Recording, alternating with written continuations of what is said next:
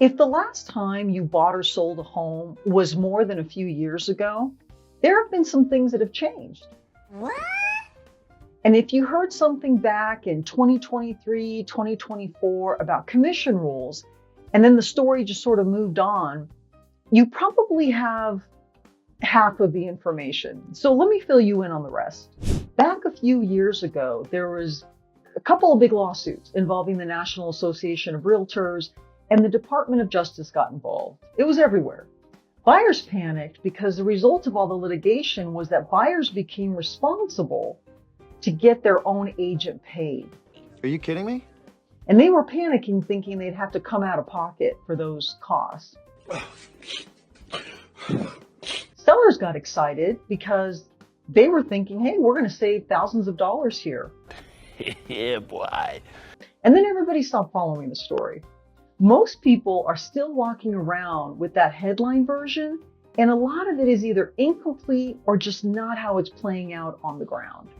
So what actually changed? Well, the old system had the buyer's agent compensation baked into every MLS listing, and that went away.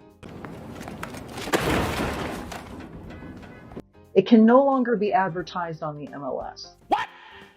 And buyers now have to sign a written agreement with their agent before touring homes that lays out the fee and what services are included. Okay. And here's how it's working out in practice. The sellers can still pay the buyer's agent. That part did not go away. The rule just changed how that compensation to the buyer is disclosed. And right now, sellers are still paying that compensation in most of the transactions. And that big commission collapse that everyone predicted never happened. Yes, she went to try.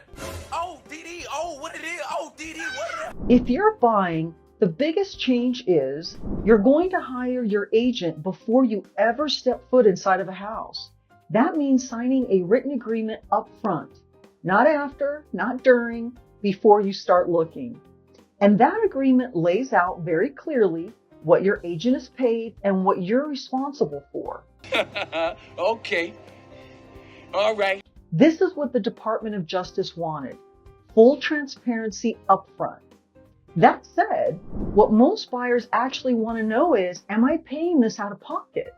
And in most cases, no. Nice. Buyer agents are still negotiating with the seller to cover that fee as part of the whole deal. And by the way, this is not a new way of doing things. It works just like asking for closing costs, which has been happening in real estate for decades. On the sell side, you might be thinking, I'll just not pay the buyer's agent and save the money. And yes, you can do that. It's all negotiable. In practice, though, here's how that ends up working itself out. That fee does not disappear. It just shifts to be part of the buyer's closing costs. And most buyers today are already stretched. By any metric today, we can see that. So what they do is they will skip your house and go where the seller is more flexible and will contribute to that fee. I like this. This is cute.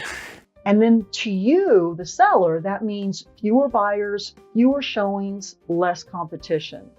And that usually means a lower net for you. So if your goal is to sell the house and sell it faster, contributing to the buyer's closing costs is the fastest way you sell your house. If you haven't bought or sold since things changed, just know it doesn't work the way that it used to. A quick conversation and we can show you realistically what it's going to cost to sell so you can plan for it.